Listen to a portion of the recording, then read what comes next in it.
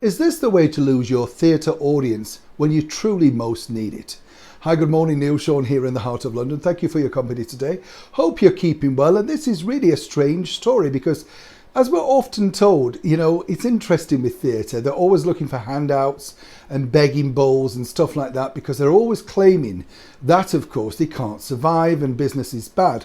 But really is the core problem some of these so-called celebrities that they actually employ to front their musicals, plays, whatever it is that, they seemingly are putting on.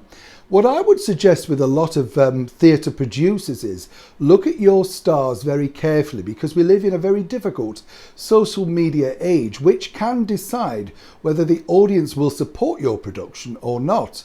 And this is a particular story regarding someone who's very well regarded as a TV actor, writer and of course radio host, not forgetting something of a cult, yes.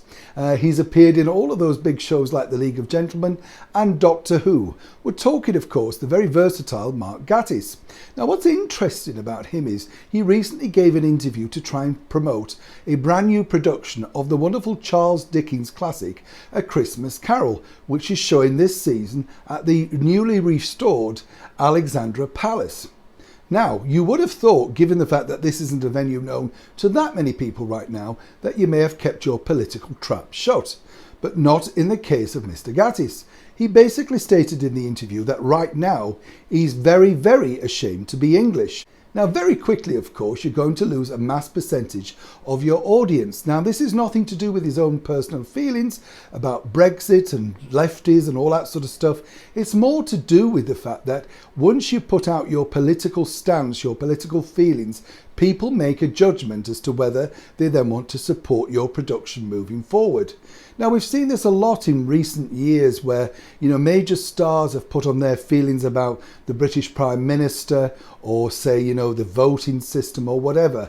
If you rely on the public to make sure that you earn a living and you continue to give a living to those around you, and this could be possibly their very first job in theatre, whether that be selling the ice creams, programmes, stage manager, box office, all that sort of stuff.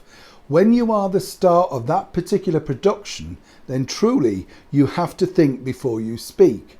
Seemingly though, despite this making headlines, he doesn't seem to be that bothered about what he said. Moving forward, how has it affected the box office?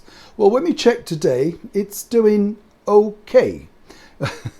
When you consider that this particular story is made, as I say, headlines in all the major newspapers and websites, you would have thought with all that free publicity for A Christmas Carol that it may have turned around and actually filled the theatre. But it appears that once dedicated fans have suddenly turned into the character that Mark's playing, Scrooge, seemingly not wanting to part with their hard-earned cash to see someone with such strong political leanings. As ever, let me know what you think in the comments below. It's always good to know. I like to be fair and balanced. But for me, of course, I couldn't possibly comment on whether I agree with Mr. Gatiss or not.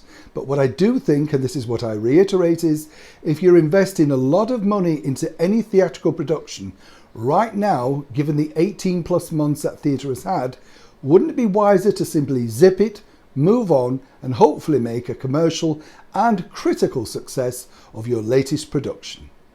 Neil Sean in the very heart of London.